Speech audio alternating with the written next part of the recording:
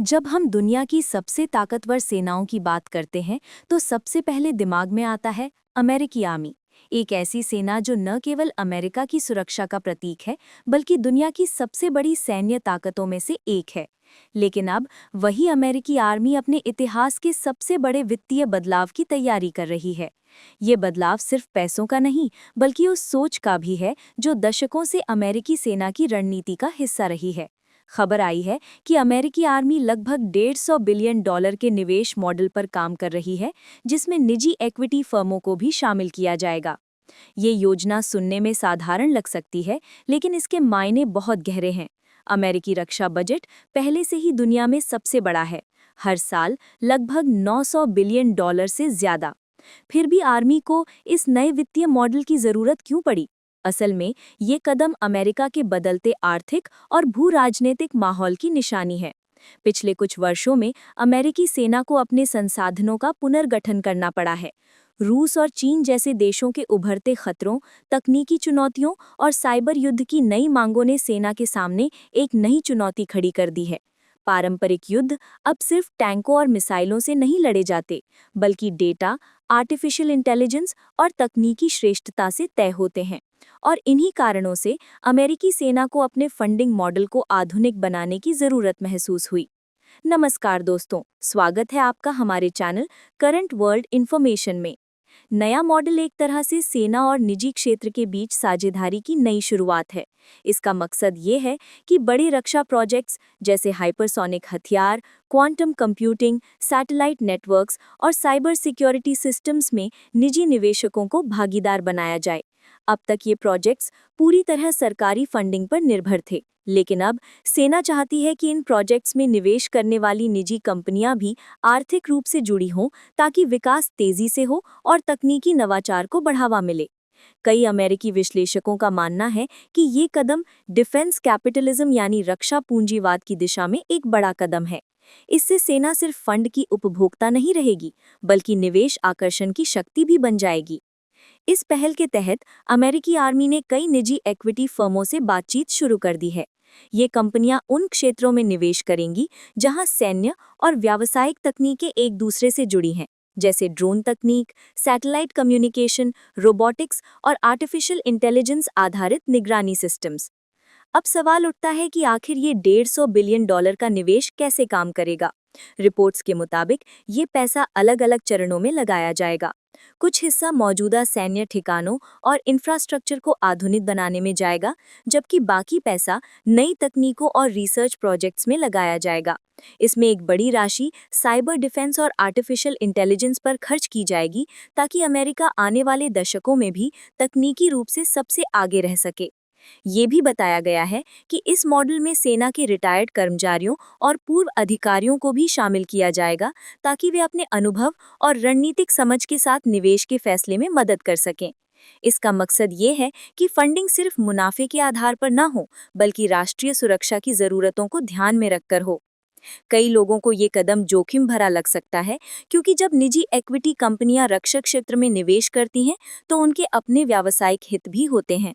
इसका मतलब है कि कुछ फैसले अब सिर्फ सुरक्षा के दृष्टिकोण से नहीं, बल्कि आर्थिक फायदे के हिसाब से भी लिए जा सकते हैं। यही वजह है कि इस मॉडल पर अमेरिका में बहस तेज है। कुछ विशेषज्ञ इसे एक स्मार्ट कदम कह रहे हैं, तो कुछ इसे सेना की आत्मनिर्भरता के लिए खतरा बता रहे हैं। हालांकि अमेरिकी रक्षा विभाग का कहना है कि ये साझेदारी पूरी तरह पारदर्शी और नियंत्रित होगी। सरकार और सेना दोनों की निगरानी में हर निवेश किया जाएगा। इसमें यह भी तय किया गया है कि कोई भी विदेशी कंपनी इस फंडिंग मॉडल में भाग नहीं ले सकेगी, ताकि राष्ट्रीय सुरक्षा से जुड़ा डेटा बाहर न जाए। अगर इतिहास की ओर देखें, तो अमेरिकी सेना ने पहले भी आर्थिक नवाचारों में आगे रही है। इंटरनेट, जीपीएस और ड्रोन जैसी तकनीकें मूल रूप से अमेरिकी रक्षा अनुसंधान परियोजनाओं से ही आई थीं। और अब ये नया निवेश मॉडल शायद अगली बड़ी तकनीकी क्रांति की शुरुआत साबित हो सकता है। पेंटागन के अनुसार आने वाले 5 वर्षों में ये मॉडल पूरी तरह लागू हो जाएगा और अमेरिकी सेना की वित्तीय प्रणाली में क्रांतिकारी बदलाव लाएगा। इसमें निजी पूंजी का उपयोग न केवल नई तकनीकों में किया जाएगा, बल्कि लॉजिस्टिक्स, बेस निर्माण और ग्रीन एनर्जी प्रोजेक्ट्स में भी लगाया जाएगा, ताकि सेना का पर्यावरणीय प्रभाव कम हो। दुनिया भर की सेनाएं इस योजना पर नजर रखे हुए हैं। ब्रिटेन, फ्रांस और जापान पहले ही इसी तरह की वित्तीय साझेदारियों पर विचार कर रहे हैं। भारत ने भी हाल के वर्षों में रक्षा क्षेत्र में निजी निवेश बढ़ाने के लिए make in India defence initiative शुरू किया था, लेकिन अमेरिकी मॉडल इससे कहीं बड़ा और जटिल है। कुछ अमेरिकी मीडिया संस्थानों ने चेतावनी दी है कि अगर इस मॉडल की निगरानी सही तरह से नहीं की गई तो इससे भ्रष्टाचार और फंड के दुरुपयोग की संभावना बढ़ सकती है, क्योंकि जब पैसा सरकार के बजाय निजी हाथों में जाता है तो पारदर्शिता बनाए रखना और भी मुश्किल हो जाता है। दूसरी ओर समर्थकों का कहना है कि निजी क्षेत्र की भागीदारी से नई सोच और गति आएगी। सरकारी प्रक्रियाएं अक्सर धीमी होती हैं और रक्षा अनुसंधान में सालों लग जाते हैं, लेकिन अगर वही प्रोजेक्ट निजी क्षेत्र की तेजी और पूंजी से जुड़े तो नवाचार की रफ्तार कई गुना बढ़ जाएगी। इस मॉडल के तहत कई कंपनियां पहले ही दिलचस्पी दिखा चुकी हैं। ब्लैक रॉक, कार्लाइल जैसी बड़ी अमेरिकी निवेश फर्में इस योजना में भाग लेने की तैयारी कर रही हैं। उनका मानना है कि रक्षा तकनीक अगला बड़ा निवेश क्षेत्र होगा, जहां मुनाफे के साथ साथ प्रतिष्ठा भी मिलेगी। अब बात करें इसके वैश्विक प्रभाव की। अगर ये मॉडल सफल हुआ तो अमेरिका न केवल रक्षा तकनीक में और मजबूत होगा, बल्कि दुनिया के सामने एक नया आर्थिक सैन्य मॉडल पेश करेगा, जहां युद्ध सिर्फ ताकत से नहीं बल्कि पूंजी और तकनीक की साझेदारी से तय होगा। कई देशों को ये विचार आकर्षक लगेगा, खासकर वे देश जो रक्षा के लिए पर्याप्त बजट नहीं जुटा पाते। भविष्य में संभव है कि निजी फंडिंग के जरिए छोटे देश भी अपनी सैनिक क्षमता बढ़ाएं, लेकिन इससे एक और खतरा पैदा हो सकता है। अगर रक्षा तकनीक व्यापारिक वस्तु बन गई तो उसका दुरुपयोग कौन रोकेगा? ये सवाल आज से नहीं, आने वाले दशकों के लिए भी महत्वपूर्ण रहेगा। अमेरिकी सेना के इस कदम ने एक नई बहस छेड़ दी है। क्या सुरक्षा अब निवेश का नया बाजार बन रही है? क्या युद्ध अब सिर्फ मैदान में नहीं बल्कि वित्तीय बोर्ड रूम में भी लड़े जाएंगे?